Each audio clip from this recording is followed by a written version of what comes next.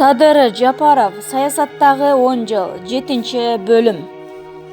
3 миллион долларга байланган пенделик. Кандай кырдаалдар жаралбасын, пенделик деген нерсе жеңип кетерине көп турмуштук сабактар мисал болду.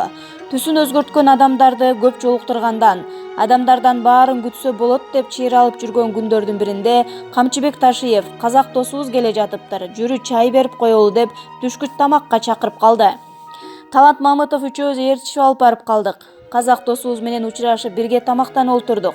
Сөз арасында казак досубуз: "Биз силердин партияңарга колдон келишинче каражат жагынан жардам бердик. Ыраазы болдуңарбы?" деп сурап калды. Камчыбек Талант үчөөбүз бири-бирибизди карап таң калып эле калдык. Мен республикалык штабты жетектедим. Бир тыйын бирөөдөн акча алган жокпуз. Эптеп-септеп өзүбүз чогулуп каржыладык. Силердин бир тыйын жардамыңарды көргөн жокпуз деп шак эле айттым. Кандайча деп үчөөбүздү тике карап, шайлоо алдында 3 миллион долларды Ахматбек Келдибековго берип кетпедим беле деп оозубузду ачырды. Үчөөбүз аң-таң болуп эле бир сөз айта албай калдык. Ал да ыңгайсыз болуп кетти. Түз эле Ахматбекке бардым. Казак дос берип кеткен 3 миллион долларды эмне сугунуп алдың? Партиянын кассасына төгөсүң дедим. Албетте төкпөйм деди. Аны шайлоого жумшагам, тигиге бердим, буга бердим деген ар кандай шылтоолорду айта баштады. Эртеси фракциянын жыйынына 28 депутаттын кароосуна салам деп чыгып кеттим. Кечки саат 21:00 Камчыбек Ташиев үйүмө келди. Казак досубуз суранып жатат. 2-3 айга чейин ызуучу чыгарбай турсунчу, андан кийин эмне кылса өзү билсин дейт.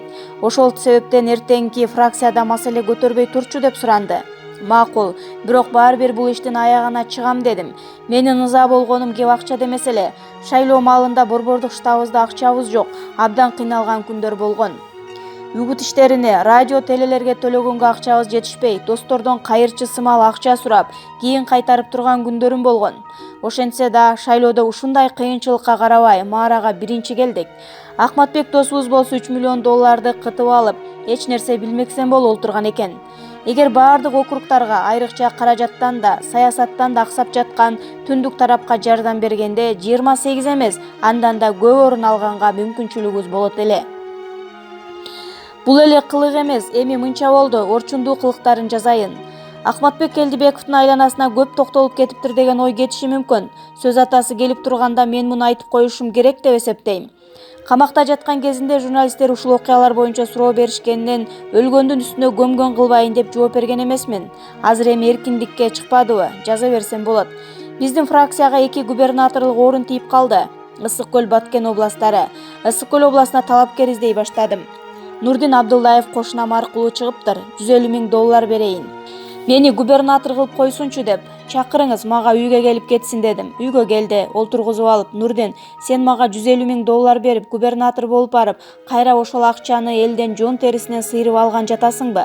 Экинчи мындай сөзүңдү укпайын. Мен билем, сен жакшы ишкерсиң. Токтоп калган заводдорду ишке киргизип, бутуна тургузгансың. Ошол иштериң үчүн мен сага ишенем.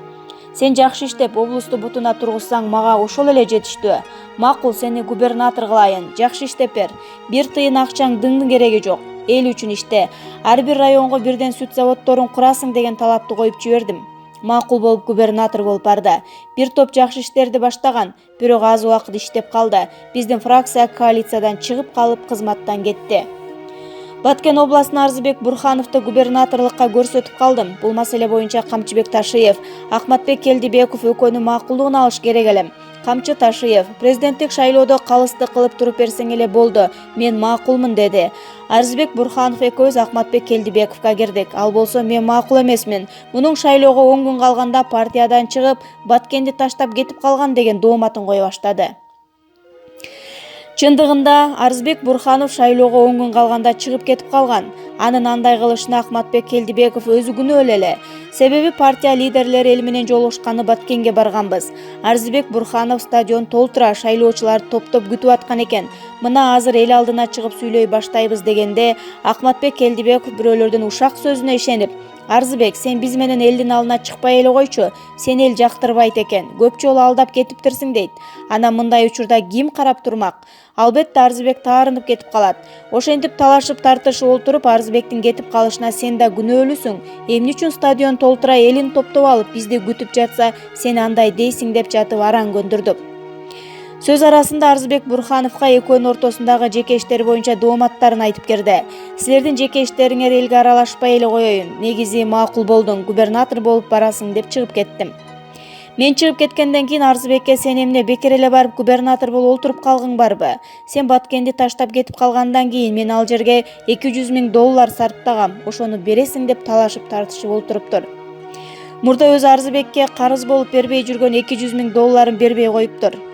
Чындыгында Баткен областы Ибак-Эле республикалык штаб биринчи ондукта отурган талапкер тараптан толук каржыланып, шайлоо күнүн гана күтүп калган эле. Ордо оюну. Борондогу ата журт деген сөздү ушул жерден кайрадан аргасыз эстеп турам. Өчкөн от жанып, өлгөн жан тирилгендей 2011-жылдын жай мезгили болуп турган чак эле. Тар жол тайгак кечүүдөгү кайратман күрөштөр кайра башталганса да, ата журт фракциясы коалицияны бузуп жаңы өкмөт түзөлү, антпесек бул өкмөт болбой калды деген маселе койдук. Ал үчүн фракциябыздын 20 депутаты макул болуп колдоп турушту. Акматбек Келдибеков баш болгон 8 депутатыбыз каршы чыгышты. Кабинетине барып Акматбек маселе чечилип калды. Каршы чыкпай эле кой, сен спикер болуп кала бересиң. Текебаев Кууловдор менен чечиштек. Жаңы күчтүү өкмөт түзбөсөк бул өкмөт жыргатпайт. Алмазбек Атамбаевдин кылыктарын көрүп турасың. Мамлекетти сазга алып барып тыга турган болуп калды.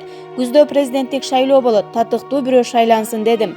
Караманча каршы чыгып эч макул болбоду. Ачык эле, мен Атамбаевга коалицияны бузбайм деп сөз бергем деди. Ары тарттык, бери тарттык болбоду. Садыр спикерликти мага Кудай берди. Эми бул орундан мен ажырап калбашым керек деп чырылдап жатты. Жакшы эле айттым, Ахмат Атамбаев президент болуп калса, биринчи сени жок кылат, андан кийин мамлекетти жок кылат. Көрүп жатасың го, экономика ички тышкы саясат менен алектенбей эле душмандарын сындап, ушак менен күн өткөрүп келе жатат дедим. Макул боло турган түрү жок. Эртеси фракцияга салып чечим чыгармай болдук. Саат 13:30-да 14-тө фракциянын жыйыны башталган жатканда Камчы Ташиев экөөбүз иш бөлмөсүндө отурсак, Акматбек Келдибеков менен Мыктыбек Юсупович экөө киришти. Бир аз убакыт өтпөй артынан Атамбаев кирип келсе болобу? Ушул жерден айта кетүүчү чындык, Алмазбек Атамбаев эзели парламентке бирөөнүн кабинетине басып келчү эмес, тетирисинче спикер баш болуп Атамбаевдин кабылдамасында отурушчу эле. Мына бийликтин таттуулугу. Бетти сыйрып салып, кызматтан ажырап калбайын деп Камчы Ташиевдин иш бөлмөсүнө жетип келгенин карагылачы. Дароо эле: «Камчыке, сага эмне болуп жатат? Мен жаман иштеп жатамбы? Жакшы эле иштеп жатам го» деди. «Камчы досум болсо, менде маселе жок, Садыр эле болбой жатпайбы» деди. Маңдайда отурган Акматбек: «О, мына Камчы менен маселе чечилди. Эми Садыр сен макул болуп кол бере сал» деди Атамбаев. «Ой, бул Садыр менин өзүмдүн иним да» деп колун сунду. «Мен жок, мен кол бере албаймын. Фракция чечет. 28 депутатты аттап өтүп кете албаймын. Алар залда күтүп олтурушат. Жүргүлө, андан көрө фракциянын жыйынын өткөрөлү. Алмаз Шаршенович, сиз бара бериңиз, биз фракциянын жыйынын өткөрөлү. Анан чечимин билдиребиз» дедим. Атамбаевдин сунулган колу сумсайып кайра артка кетти. Фракциянын жыйынына чыгып кеттим. Алар 10 мүнөт сүйлөшүп алалы деп Камчы Ташиевдин иш бөлмөсүндө калышты.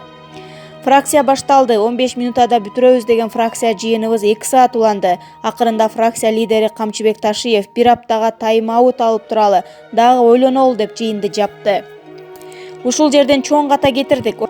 Ошол эле күндөн баштап коалициядан чыгабыз деген сунушту колдоп жаткан депутаттарыбыздын тууган уруктарын, жолдош жоролорун УКМКга камай башташты.